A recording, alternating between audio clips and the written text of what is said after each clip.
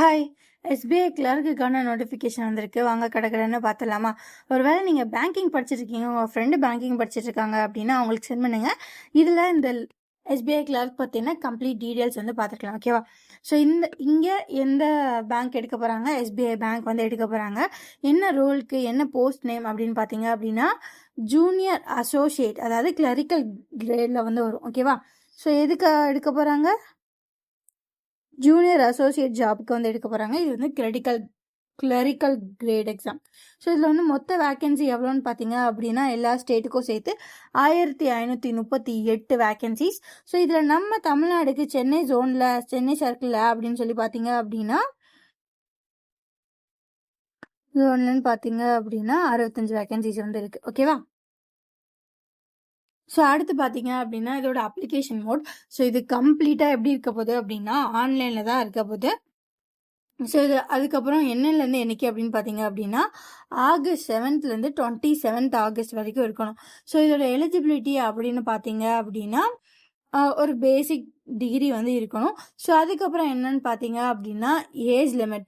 So age limit வந்து எப்படி இருக்க போகுது அப்படின்னா மினிமம் 20 இருக்கணும், மேக்ஸிமம் 28 இருக்கணும். ஸோ என்னைக்கு அப்படின்னு பார்த்தீங்க அப்படின்னா 1st April 2026 அன்னைக்கு டேட்டா வச்சு தான் கேல்குலேட் பண்ணுவாங்க. ஓகேவா? ஸோ இதில் ஏஜ் ரிலாக்ஸேஷன் ஓபிசினா 3 years, SC/STனா 5 years, பிடபிள்யூபிடி அப்படின்னா 15 years. ஸோ அதுக்கப்புறமே பிடபிள்யூபிடி 13 years. பிடபிள்யூபிடிலேயே 2 செஷன் இருக்கு. ஸோ ஓபிசி அப்படின்னா 13 year ரிலாக்ஸேஷனும், SC/ST அப்படின்னா 15 years ரிலாக்ஸேஷனும் வந்து இருக்கும். ஓகேவா? ஸோ இதில் எஜுகேஷன் சைடுன்னு பார்த்தீங்க அப்படின்னா நீங்கள் எந்த டிசிப்ளினில் வேணாலும் ஒரு டிகிரி வாங்கியிருக்கலாம், ஃப்ரம் அ ரெகனைஸ்டு யூனிவர்சிட்டியாக இருக்கணும், அவ்வளோதான். ஓகேவா? ஸோ அடுத்து வந்து இதோட செலெக்ஷன் ப்ரொசீஜர் வந்து எப்படி இருக்கும் அப்படின்னா ப்ரிலிம்ஸு மெயின்ஸாக வந்து இருக்கும். ப்ரிலிம்ஸில் வந்து 100 கொஸ்டின் 100 மார்க்குக்கு வந்து வைப்பாங்க. ஓகேவா? டியூரேஷன் வந்து 1 hour இருக்கும். ஸோ இதில் வந்து இங்கிலீஷ்க்கு வந்து 30 கொஷின் 30 மார்க். ஸோ அதுக்கப்புறம் குவான்சன் சொல்ல போகிற நியூமெரிக்கல் எபிலிட்டிக்கு வந்து 35 கொஷின் 35 மார்க். ரீசனிங்க்கு வந்து 35 கொஷின் 35 மார்க். ஸோ இது ஒன்ஸ் கிளியர் ஆனதுக்கப்புறம் என்ன பண்ணுவாங்க அப்படின்னா மெயின்ஸ்குள்ளே வந்து வருவீங்க. ஸோ மெயின்ஸில் எப்படி இருக்கும் அப்படின்னு பார்த்தீங்க அப்படின்னா ஜென்ரல் அவேர்னஸ் வந்து 50 கொஷின் 50 மார்க்குக்கு வந்து இருக்கும். இது 35 நிமிஷம். ஸோ அதுக்கப்புறம் ஜென்ரல் இங்கிலீஷ் 40 கொஷின் 40 மார்க்கு, இதுவும் 35 நிமிஷம். ஸோ அதுக்கப்புறம் குவான்சன் பார்த்தீங்க அப்படின்னா 50 கொஷின் 50 மார்க்கு 45 நிமிஷம். அதுக்கப்புறமா ரீசனிங் அப்படின்னு பார்த்தீங்க அப்படின்னா 50 கொஸ்டின் 60 மார்க்கு 45 நிமிஷம். ஸோ இது எல்லாத்துலேயுமே எப்படி இருக்கும் அப்படின்னா நெகட்டிவ் மார்க்ஸ் இருக்கும். ஸோ எப்படி அப்படின்னா 1/4 of a mark assigned to that question. So இப்போ ஒரு கொஷினுக்கு ஒரு 1 மார்க்கில் 1.5 மார்க்கில் 2 மார்க் கொடுக்குறாங்க அப்படின்னா அவங்க அசைன் பண்ண மார்க்லேருந்து 1/4 வந்து என்ன பண்ணுவாங்க அப்படின்னா நீங்கள் தப்பாக சூஸ் பண்ணிட்டீங்க அப்படின்னா வந்து என்ன பண்ணுவாங்க அப்படின்னா பெனால்ட்டியாக வந்து அதை வந்து ரிலீஸ் பண்ணிடுவாங்க. 2 மார்க்காக வந்து இருக்கும். ஓகேவா? ஸோ அதுக்கப்புறம் அகெயின் இதில் வந்து என்ன இருக்கும் அப்படின்னா LPD local language proficiency test வந்து இருக்கும்.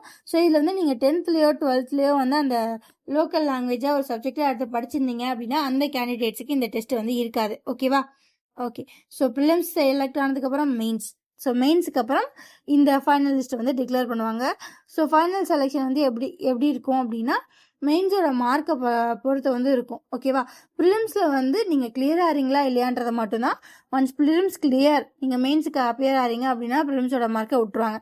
மெயின்ஸோட மார்க்கை மட்டும்தான் பேஸ் பண்ணி ஃபைனல் மெரிட் லிஸ்ட் வந்து இருக்கும். ஓகேவா?